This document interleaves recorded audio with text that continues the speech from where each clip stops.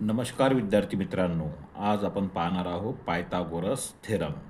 तर पायथागोरसचा हा जो थेरम आहे तो फक्त राईट अँगल ट्रँगल या प्रकारच्या त्रिकोणालाच लागू पडतो. तर राईट अँगल ट्रँगल म्हणजे काय?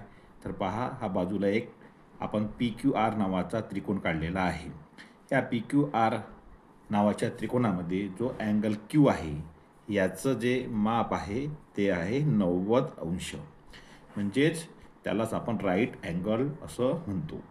म्हणजे ज्या त्रिकोणामध्ये एक कोन हा 90 अंशाचा असतो त्या प्रकारच्या ट्रँगलला आपण राईट अँगल ट्रँगल असं म्हणतो.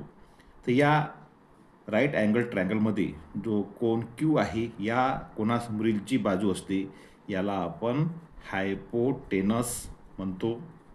आणि ही जी खालची QR बाजू आहे याला आपण बेस म्हणतो. आणि PQ ही या त्रिकोणाची हाईट आहे.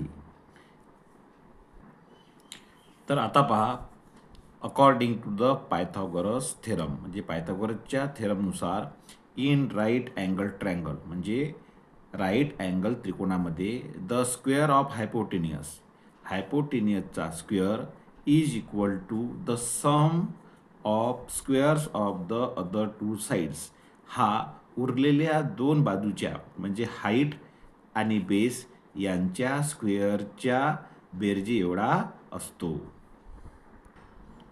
म्हणजे पहा, पायथागोरसच्या थेरममध्ये त्यांनी आपल्याला काय सांगितलेलं आहे की जो हायपोटेनियस आहे याचा स्क्वेअर हा उरलेल्या दोन बाजू म्हणजे बेस आणि हाईट या दोघांच्या स्क्वेअरच्या बेरजे एवढा असतो. म्हणजे पहा, या आपल्या आकृतीमध्ये हायपोटेनियस कोण आहे?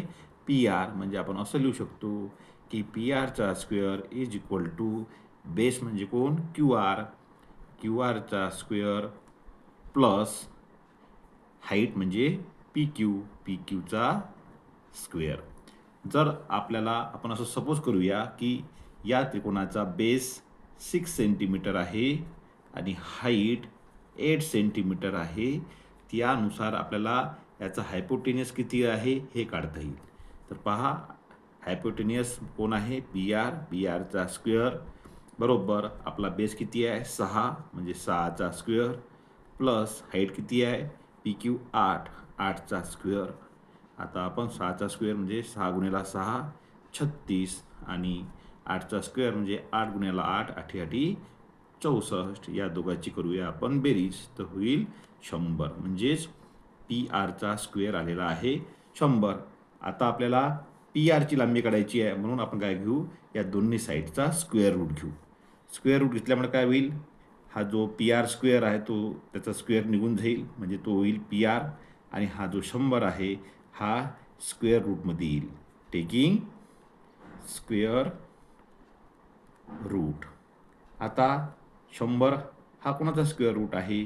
तर 100 हा 10चा स्क्वेअर रूट आहे. म्हणजेच आपल्या PRची जी लांबी आहे ती निघालेली आहे 10 सेंटीमीटर.